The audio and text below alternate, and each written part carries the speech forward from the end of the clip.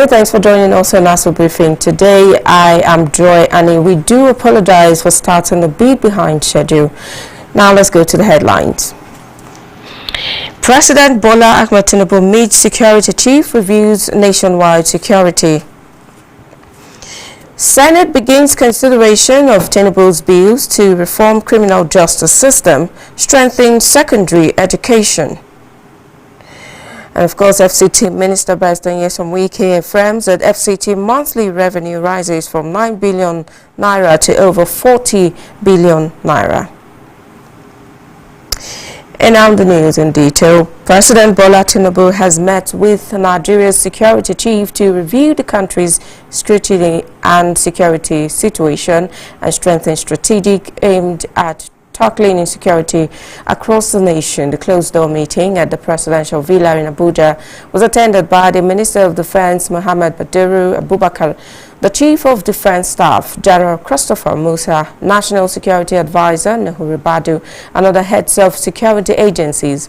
The security chief briefed the president on ongoing operations across the country and reported improvement in the nation's security situation, while pledging to sustain the momentum through enhanced operational strategies. They also stressed the importance of intelligence gathering in combating emerging security threats and agreed to deepen collaboration with neighboring countries to improve border security and regional stability.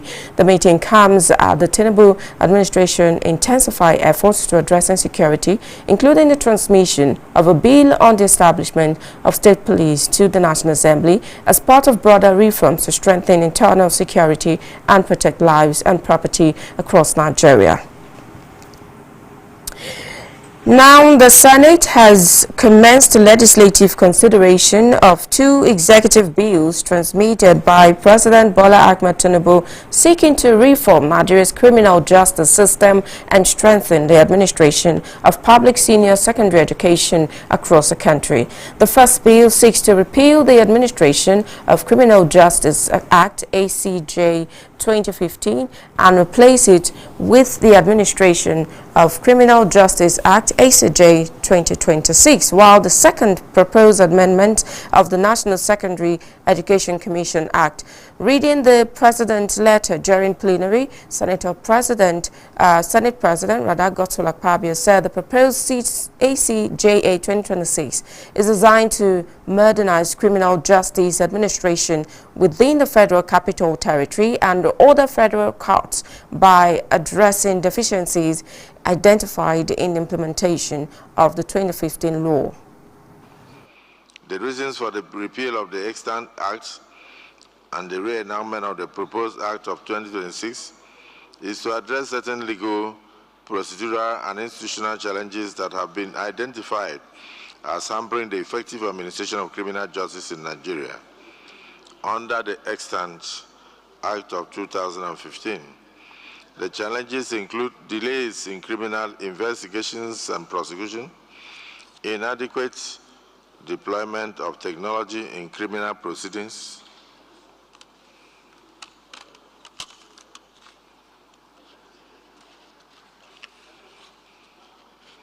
inefficient coordination among criminal justice institutions, ineffective case management mechanisms, and limitations in the monitoring and evaluation of compliance with the provisions of the Act.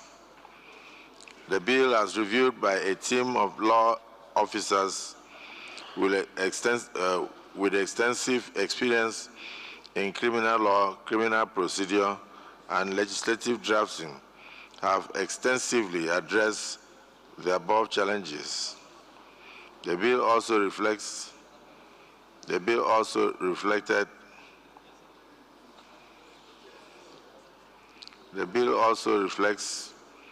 developments in criminal justice administration, judicial pronouncements, technological innovations, and international best practices relating to criminal justice reform. It has strengthened the administration of criminal justice monitoring council and provides additional measures aimed at effective implementation of the Act by relevant institutions. There are other key reforms stated here. Meanwhile, President Tinubu also transmitted the National Secondary Education Commission Amendment Bill 2026 to the Senate for consideration. Akpabio informed lawmakers that the Federal Executive Council approved the proposed amendment of its meeting of April 30, after which the Federal Ministry of Justice reviewed and finalized a draft to ensure compliance with constitutional and legislative drafting standard. He explained that the amendment bill is intended to strengthen the administration, governance and oversight of public senior secondary education across the country as part of the federal government's effort to improve the quality of education. The National Senior Secondary Education Commission Amendment Bill 2026. The purpose of the bill is to strengthen the administration and governance of public senior secondary education in Nigeria. The Federal Executive Council approved the amendment of the bill at its sitting on Thursday, 30 April 2026. The Federal Ministry of Justice subsequently vetted and finalized the bill in line with drafting standards and constitutional provisions. In consequence of the above, the desire of this administration to strengthen the educational institutions in the national interest, the National Secondary Education Commission Amendment Bill 2026 is forwarded to for legislative action. The President subsequently referred both bills to the Senate Committee on Rules and Business for legislative processing.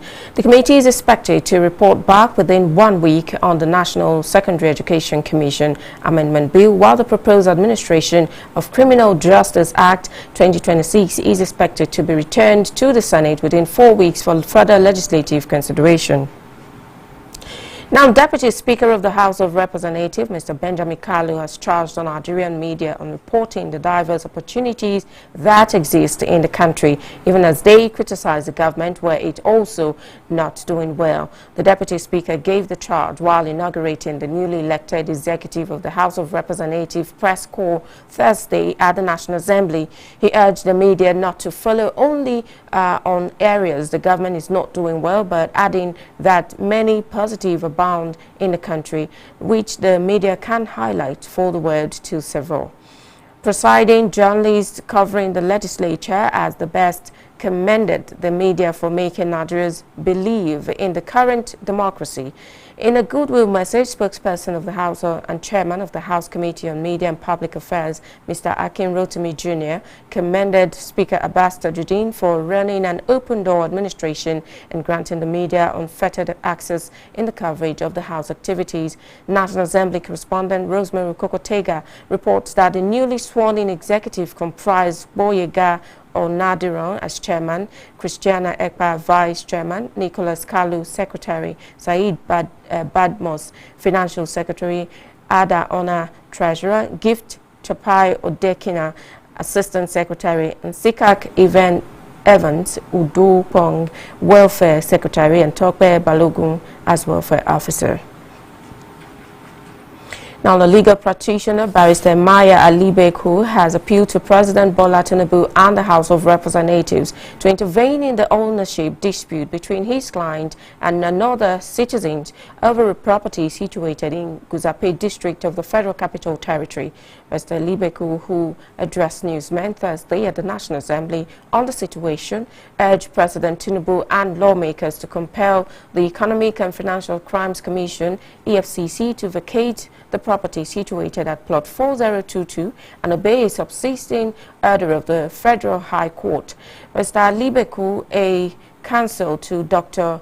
Rebecca Godwin Omokomo Isaac, alleged that the anti-graft agency had flagrantly disregarded a court order directing parties to maintain the status quo ante bellum in suit number FHC/ABJ/CS/151/2026, insisting that the Commission's continued occupation of the property amounts to a direct assault on the rule of law and the authority of the judiciary.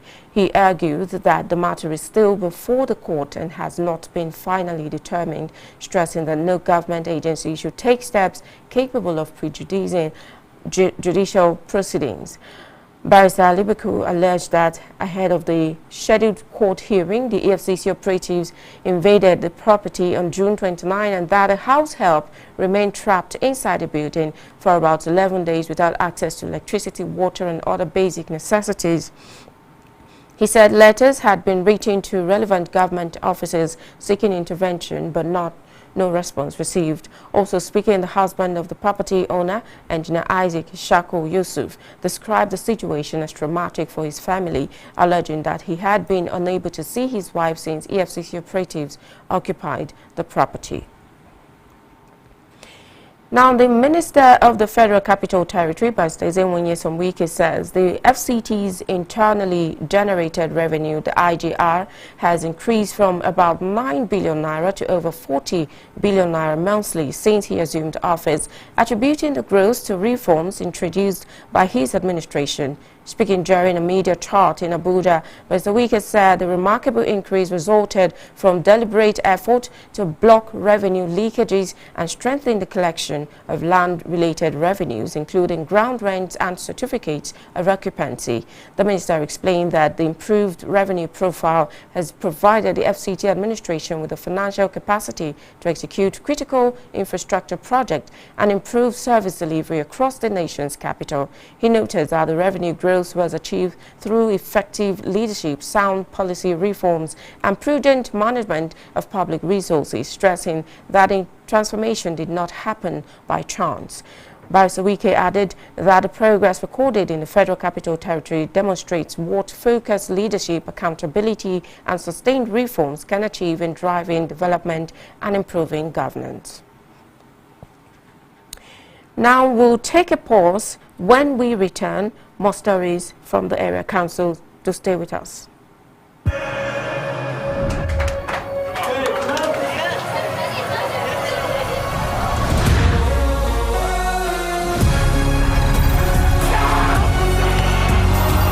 From June 11th till July 19th, everything fit way. The FIFA World Cup 2026 go happen. Touchlight all 104 matches on top 4 correct channels. Sharply grab your GoTV decoder, GoTenna plus 1 month jolly for only 15,000 naira. Live on Super Sport, only on GoTV. Well, thanks for staying there. Now, the Nigerian Union of Local Government Employees, NOLGE FCT chapter, has announced the postponement of the 2025 promotion examination for eligible staff under further notice. The announcement was contained in a statement issued by the Union State Secretary, Comrade Saad Abdul Mumin, and signed by the FCT President of NOLGE, Comrade Ibrahim Abdullahi Kabi. The statement was made available to newsmen in Abuja. According to the statement, the decision to postpone the examination followed consultations between the management of the FCT Civil Service Commission and the union, after it was observed that the scheduled date did not provide sufficient time for eligible staff to adequately prepare for the exercise.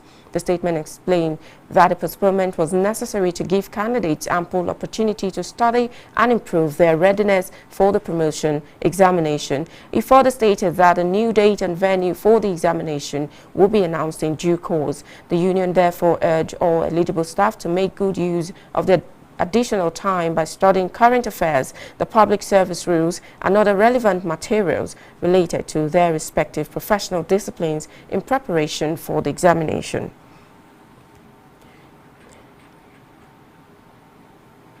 And now the chairman of Abaji Area Council, Alhaji Abubakar Umar Abdullahi, has held a strategic meeting with officials of the Abuja Electricity Distribution Company, AEDC, as part of effort to find a lasting solution to the prolonged power outage affecting communities across the council.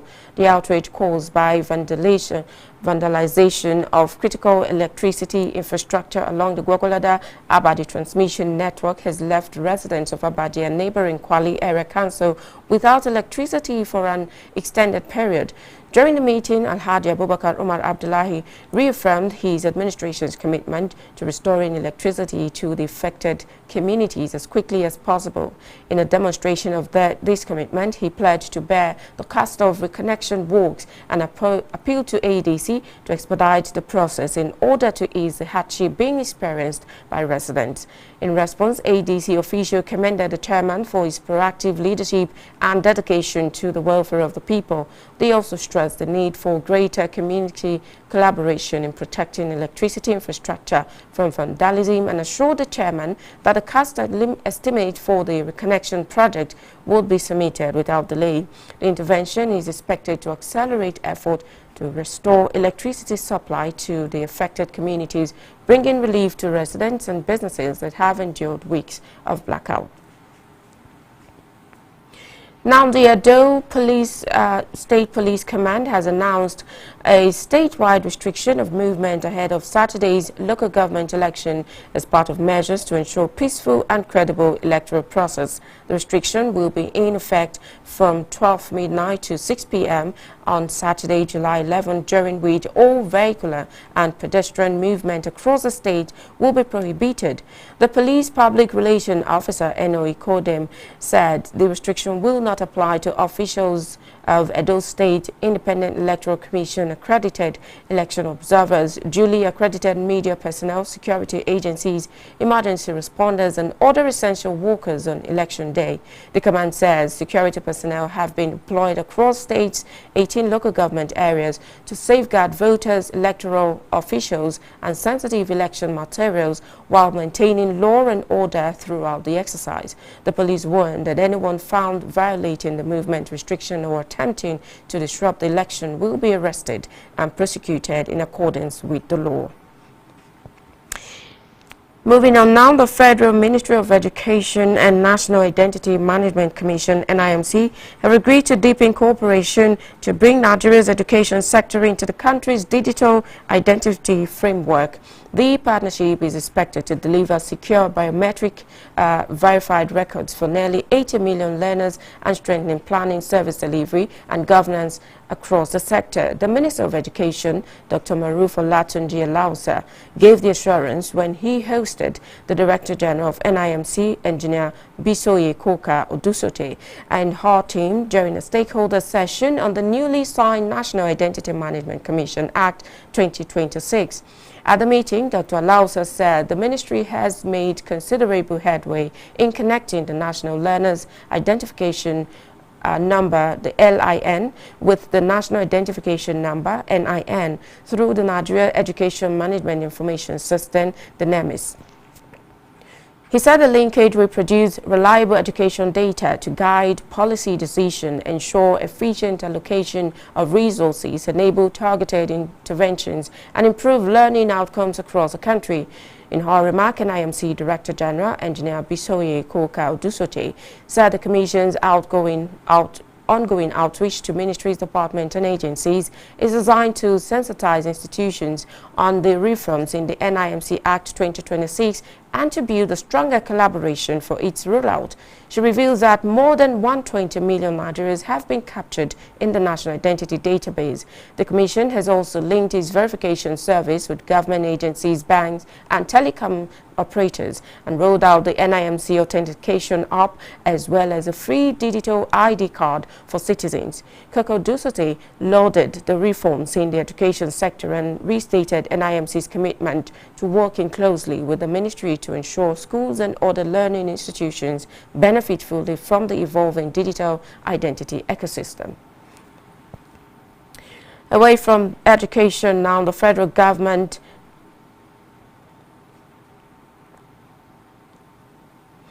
away from education, the federal government has concluded its strategic engagement with the world-leading aircraft manufacturers with a working visit to Bombardier's Completion Center in Montreal, Canada. Minister of Aviation and Aerospace Development Festus Keyamo led a delegation of Nigerian airline operators and top aviation officials, including the Director General of the NCAA, Captain Chris Nadomo, and FAN Managing Director Olubumi Kuku.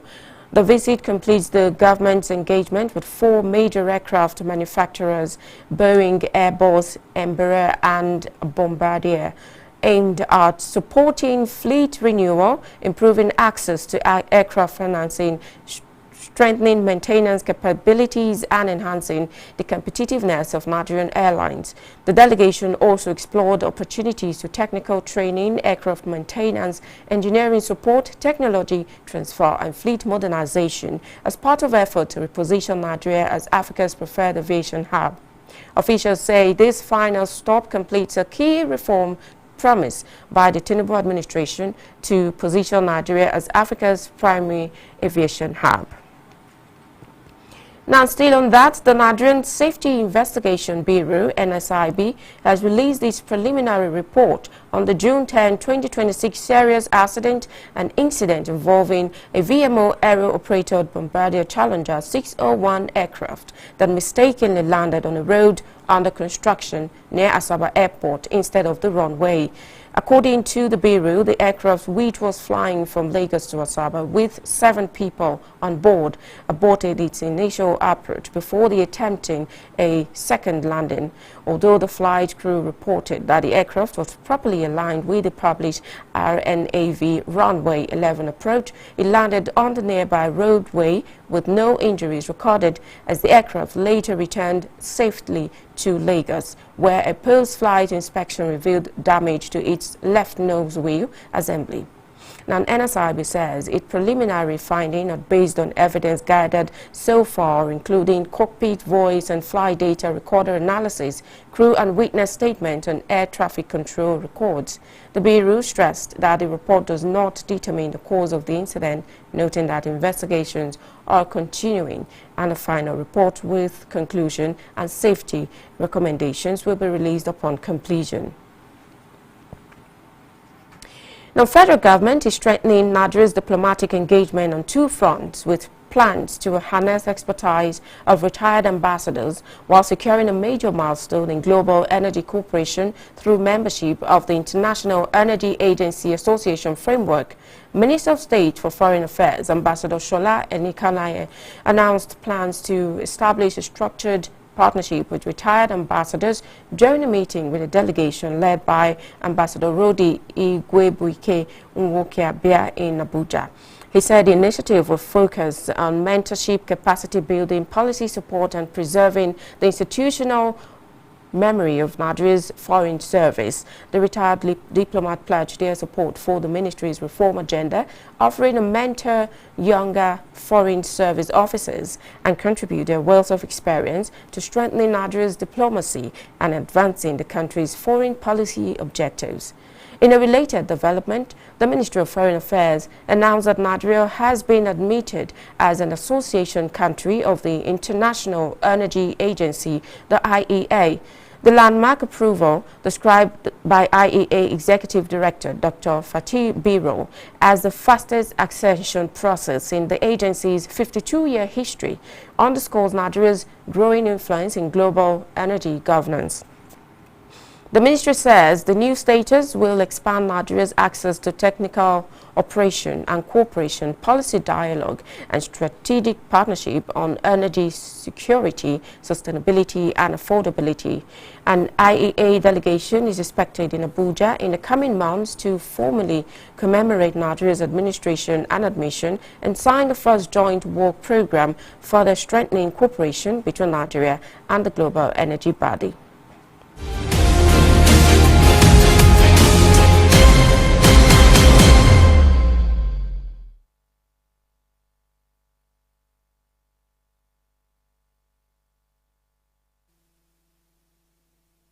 Federal Ministry of Budget and Economic Planning, BEP, has reaffirmed federal government's commitment to advance an evidence-based planning, accountability and transparency decision-making to drive the National Development Plan. A press release signed by the Director of Information Public Relations to the BEP, Julius Sage Jacobs. This is made known recently at the commencement of a 2-day validation workshop in Abuja on the evaluation report of federal government capital capital projects and programs implemented by ministries, departments and agencies in Southeast and Southwest between 2021 and 2023. Declaring the workshop open, the Permanent Secretary, Federal Ministry of Budget and Economic Planning, Dr.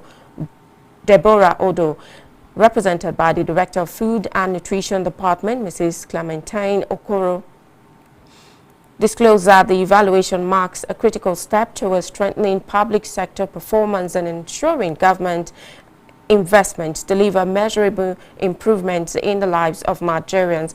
According to her, the findings will provide credible evidence to shape future policies, improve project implementation, strengthen accountability, and support the successful delivery of Nigeria's long-term development priorities. In her welcome remark, the Director of the National Monitoring and Evaluation Department, Mrs. Olasumbo Ayende Yakub, described the validation workshop as a critical stage in the evaluation process, noting that it provides stakeholders with the opportunity to validate findings and reach the evidence base and ensure the recommendations are practical and implementable. The workshop brought together representatives of the ministries, departments and agencies, development partners, consultants and other stakeholders to validate the report before their final adoption, reinforcing the federal government's commitment to result-based governance for sustainable national development. Now let's take you a bit to ECOWAS Parliament, which is being held in the Gambia.